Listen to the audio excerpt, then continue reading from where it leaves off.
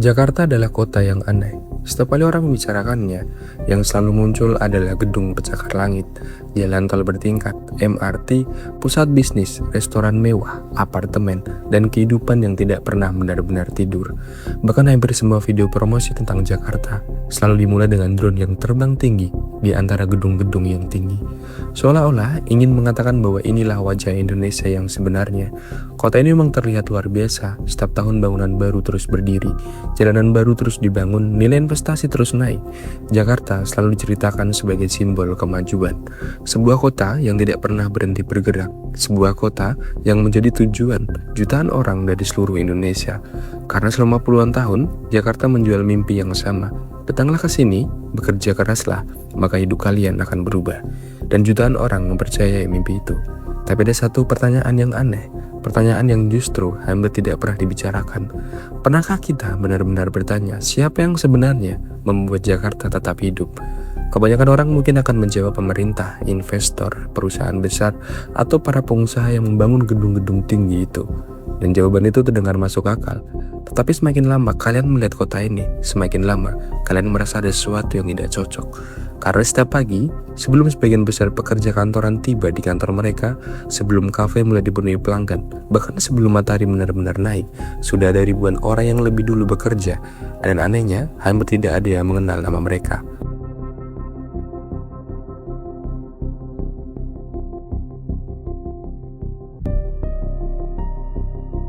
Mereka bukan direktur perusahaan, mereka bukan pejabat, mereka juga bukan orang-orang yang wajahnya muncul di televisi. Mereka adalah pemulung yang mendorong gerobak sejak subuh, pedagang kopi keliling yang berkeliling dari gedung ke gedung, buruh cuci yang bekerja dari gang sempit, pedagang kaki lima yang menyiapkan sarapan ketika sebagian besar kota masih tertidur, tukang angkut, tukang parkir, pengepul kardus bekas, penjual gorengan, penjual air minum, dan ratusan pekerjaan lain yang mungkin tidak pernah benar-benar kita sadari keberadaannya. Mereka bekerja setiap hari, mereka mengisi celah-celah yang tidak pernah bisa diisi oleh sistem formal, dan justru karena pekerjaan mereka terlihat sederhana, kita menganggap mereka tidak penting. Padahal coba bayangkan satu hari saja mereka menghilang. Tidak ada lagi pemulung yang mengambil sampah bernilai ekonomi. Tidak ada lagi pedagang kopi yang menjaga ribuan pekerja tetap terjaga sepanjang pagi. Tidak ada lagi warung kecil yang menjual makanan murah sebelum jam kantor dimulai. Tidak ada lagi orang yang mengambil pekerjaan-pekerjaan yang selama ini dianggap terlalu kecil untuk dipikirkan. Jakarta memang tidak akan berhenti dalam sehari. Gedung-gedungnya masih berdiri, MRT masih berjalan, lampu lalu lintas masih menyala. Tetapi perlahan, ritme kota akan mulai kacau, biaya hidup akan naik, sampah mulai menumpuk, layanan murah menghilang. Baru saat itulah kita sadar bahwa selama ini ada fondasi yang tidak pernah terlihat. Dan justru disinilah paradoks Jakarta dimulai. Orang-orang yang membuat kota ini terus bergerak ternyata bukan orang-orang yang menikmati kemajuan kota ini. Mereka justru hidup di tempat yang hampir tidak pernah muncul dari iklan tentang Jakarta. Kalau kalian pernah melintas di bawah jalan layang, melewati bantaran rel kereta, atau masuk ke gang-gang sempit di balik gedung perkantoran, mungkin kalian pernah melihatnya. Di sana ada kasur tipis, ada kompor kecil, ada jemuran pakaian yang menggantung di antara tiang beton. Ada anak-anak yang bermain hanya beberapa meter dari kendaraan yang melaju puluhan kilometer per jam. Dan yang membuat semua ini mengganggu bukan karena mereka tinggal di sana. Yang mengganggu adalah karena kita sudah terlalu terbiasa melihatnya. Kita berani bertanya kenapa ini bisa terjadi. Padahal kalau dipikir-pikir, keberadaan mereka seharusnya terasa mustahil. Bagaimana mungkin di kota dengan nilai properti paling mahal di Indonesia masih ada keluarga yang tinggal di bawah jembatan? Bagaimana mungkin di kota yang setiap tahun menghabiskan triliun rupiah untuk pembangunan masih ada orang yang tidur di ruang yang bahkan tidak memiliki alamat resmi? Sebagian orang akan menjawab ya karena mereka miskin. Tetapi jawaban itu justru terlalu sederhana. Karena kemiskinan menjelaskan kondisi mereka bukan alasan kenapa sistem ini terus bertahan selama puluhan tahun. Semakin kalian mencari tahu, semakin kalian sadar bahwa ruang-ruang sempit itu bukan sekedar tempat tinggal. Ruang-ruang itu adalah bagian dari mesin Jakarta. Mereka tinggal sedekat mungkin dengan sumber pekerjaan karena mereka tidak punya kemewahan untuk menghabiskan 2 atau 3 jam setiap hari di perjalanan. Mereka harus dekat dengan pasar, dekat dengan gedung perkantoran, dekat dengan kawasan bisnis, karena dari sanalah penghasilan mereka berasal. Bagi sebagian besar dari kita, rumah adalah tempat pulang, tapi bagi mereka, rumah hanyalah tempat yang cukup dekat agar besok pagi mereka masih bisa bekerja.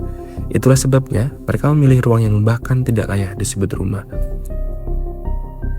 Dan di titik itulah kalian mulai sadar sesuatu yang jauh lebih besar. Selama ini kita selalu mengira Jakarta dibangun oleh beton, baja, dan kaca. Kita mengira kemajuan kota ini lahir dari proyek-proyek raksasa dan investasi miliaran rupiah. Padahal semua itu hanyalah bagian yang paling mudah dilihat. Yang benar-benar membuat Jakarta tetap hidup setiap hari justru orang-orang yang hampir tidak pernah kita lihat. Dan ironisnya, semakin kecil ruang yang mereka miliki untuk hidup. Dan pertanyaan yang paling mengganggu akhirnya muncul dengan sendirinya. Kalau Jakarta benar-benar bergantung pada mereka, kenapa mereka justru hidup seperti orang yang tidak pernah dibutuhkan? Jakarta memang tidak pernah mengatakan bahwa mereka dibutuhkan. Bahkan sebaliknya, orang-orang yang tinggal di kolong jembatan, bantaran rel, atau pinggiran kali lebih sering disebut sebagai masalah. Mereka dianggap membuat kota terlihat kumuh, mereka dianggap mengganggu ketertiban, mereka dianggap harus ditertibkan. Tetapi ada satu hal yang selalu membuatku merasa jangkal.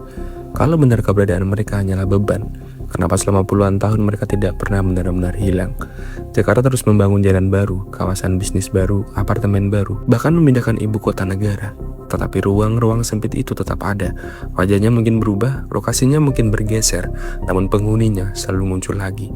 Seolah setiap kali Jakarta tumbuh lebih modern, selalu ada sekelompok orang yang kembali hidup di ruang yang bahkan tidak pernah dirancang untuk manusia. Dan semakin kalian mencari tahu, semakin kalian sadar bahwa mungkin masalahnya bukan karena Jakarta gagal menghilangkan ruang sempit. Mungkin ruang sempit itu memang menjadi bagian dari cara Jakarta bekerja. Coba bayangkan jika mulai besok seluruh pekerja informal di Jakarta diwajibkan hidup dengan standar yang sama seperti pekerja formal. Mereka harus menyewa rumah yang layak, membayar listrik normal, air bersih, transportasi, pajak, seluruh kebutuhan hidup kota yang sebenarnya. Apa yang akan terjadi? Pedagang kopi yang biasanya menjual segelas kopi Rp5.000 tidak mungkin lagi menjual dengan harga yang sama. Buruh cuci tidak mungkin lagi menerima upah semurah sekarang. Pedagang makanan kaki lima harus menaikkan harga dagangannya. Bahkan biaya pengolahan sampah kota ikut melonjak karena tenaga kerja murah yang selama ini menopangnya menghilang. Dalam hitungan bulan, biaya hidup Jakarta akan berubah total. Tiba-tiba kita sadar bahwa selama ini banyak harga murah yang kita nikmati ternyata tidak benar-benar murah. Ada orang lain yang diam-diam membayar selisihnya, dan orang itu adalah mereka. Selama ini kita mengira mereka menerima subsidi dari kota, padahal dalam banyak hal justru mereka yang mensubsidi kota. Mereka menekan biaya hidup mereka sendiri sampai ke titik paling rendah agar jasa yang mereka tawarkan tetap bisa dibeli masyarakat. Mereka rela tinggal di ruang sempit agar tidak perlu mengeluarkan ongkos transportasi yang besar. Mereka rela hidup tanpa sanitasi yang layak agar tetap bisa berada dekat dengan sumber pekerjaan. Mereka mengorbankan kenyamanan hidup mereka sendiri agar ritme Jakarta tetap berjalan. Setiap kali kita membeli sarapan murah sebelum berangkat kerja, setiap kali kita membayar jasa cuci dengan harga yang masih masuk akal, setiap kali kita menikmati kota yang relatif bersih tanpa pernah memikirkan kemana sampah itu pergi, ada seseorang yang sebenarnya sedang membayar harga dari semua kenyamanan itu, bukan dengan uang tetapi dengan hidup mereka sendiri. Namun ruang sempit ternyata hanyalah permukaan dari masalah yang jauh lebih besar, karena ketika seseorang tinggal di kawasan yang tidak pernah benar-benar diakui negara, perlahan ia juga kehilangan sesuatu yang jauh lebih penting daripada rumah. Ia kehilangan identitas. Alamat yang tidak diakui membuat banyak urusan menjadi lebih sulit. Mengurus dokumen kependudukan menjadi rumit, mengakses berbagai layanan dasar menjadi semakin berat. Anak-anak mereka memulai hidup dengan posisi yang bahkan sudah tertinggal jauh sebelum mereka cukup besar untuk memahami arti ketidakadilan.